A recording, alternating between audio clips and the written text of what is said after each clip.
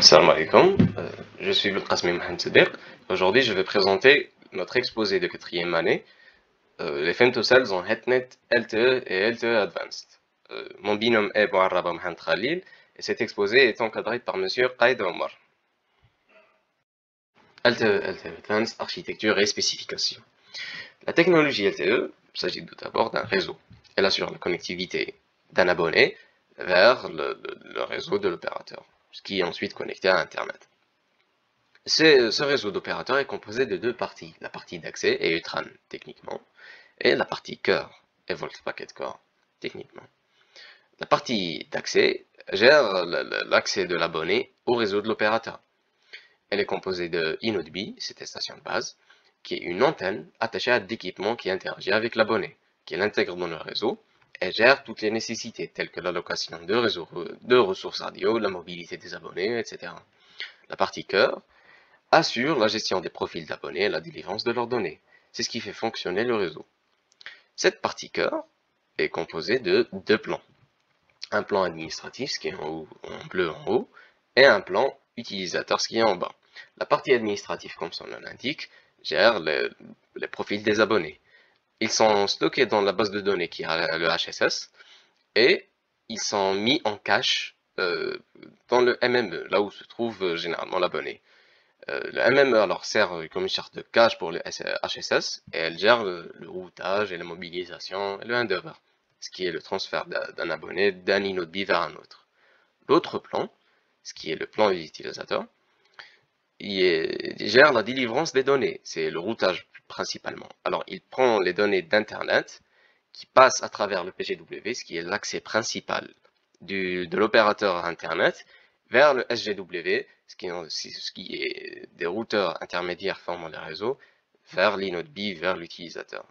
Les inode B sont connectés entre eux et interagissent avec la partie cœur à travers le MME pour les buts administratifs et le SGW à travers le SGW pour des buts de données.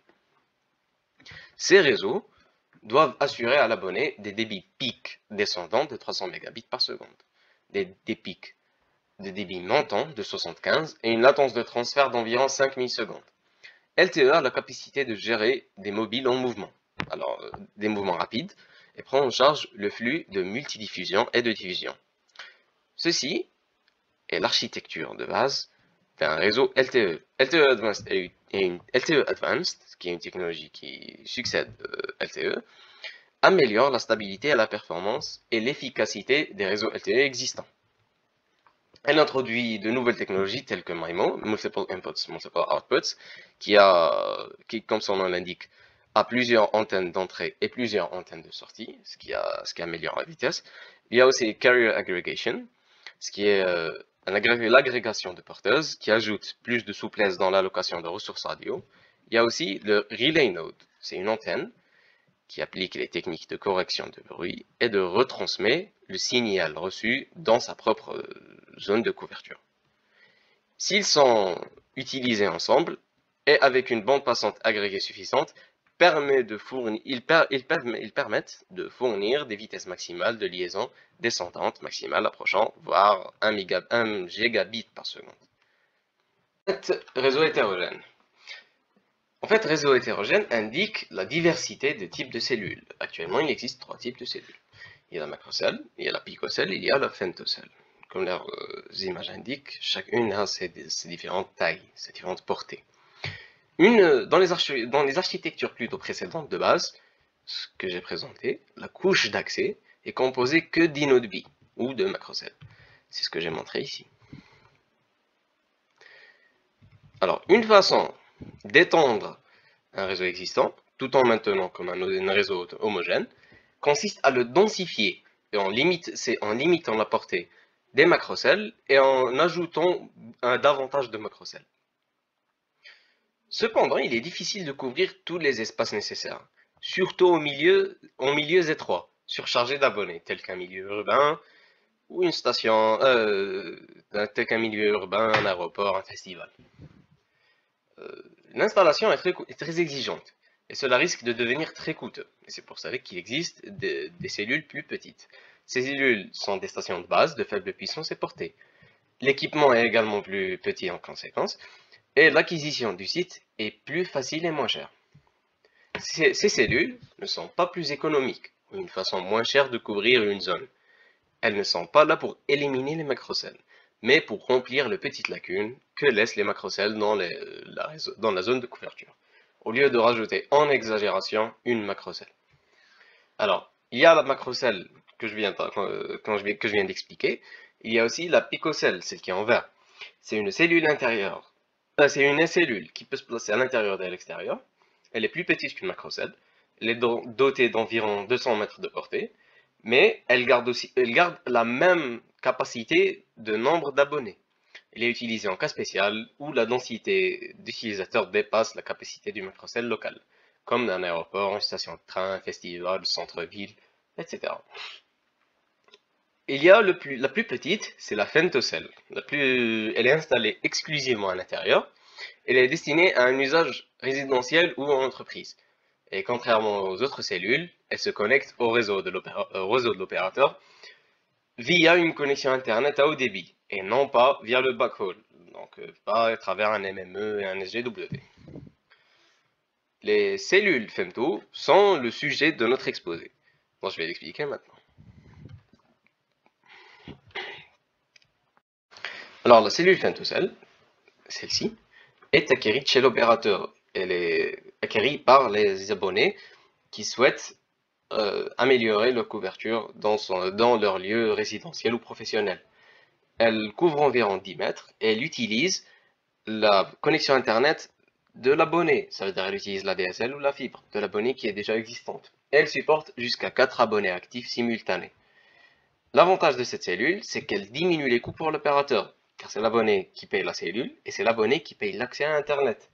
Et elle enlève le besoin d'installer de cellules plus grandes, ce qui est relativement plus cher. Un autre avantage est une meilleure couverture et performance pour le bénéficiaire lui-même et aussi pour les restants des abonnés, car la macrocell aura moins de charge. Cette HomeInnodeBee interagit avec le réseau de l'opérateur via le Security Gateway, qui est accessible depuis Internet. Un tunnel est donc établi entre les deux et à travers le HomeInnodeBee Gateway, le HomeInnodeBee peut communiquer avec les MME comme une InnodeBee régulière. Les détails de sécurité et d'authentification sont gérés par le HMS. Après l'acquisition de cette cellule, l'abonné n'a qu'à la brancher chez lui, au secteur, et à sa connexion Internet, et aussi valider les utilisateurs permis à travers une interface web. Le processus est très simple et c'est ce qu'on appelle le plug and play. La cellule crée une petite zone de couverture alors à laquelle les mobiles peuvent se connecter automatiquement en fonction de la puissance du signal comparé au signal du macrocell existant. Pour l'accès, il y a trois types d'accès. Il y a l'accès fermé, il y a l'accès ouvert et l'accès hybride. L'accès fermé fait que les abonnés autorisés seulement peuvent rejoindre cette cellule. L'accès ouvert veut dire que n'importe qui peut se joindre à cette cellule tant qu'il y a de la capacité. Et l'accès hybride est un mélange entre les deux et peut se connecter avec n'importe quel abonné tant qu'il y a de la place, avec priorité aux abonnés déclarés. La mobilité avec le HomeInnodeBee est gérée comme n'importe quel InnodeBee autre. Il suit la même procédure de handover. Lorsque l'utilisateur se déplace en veille, il effectue une resélection des cellules sur le chemin.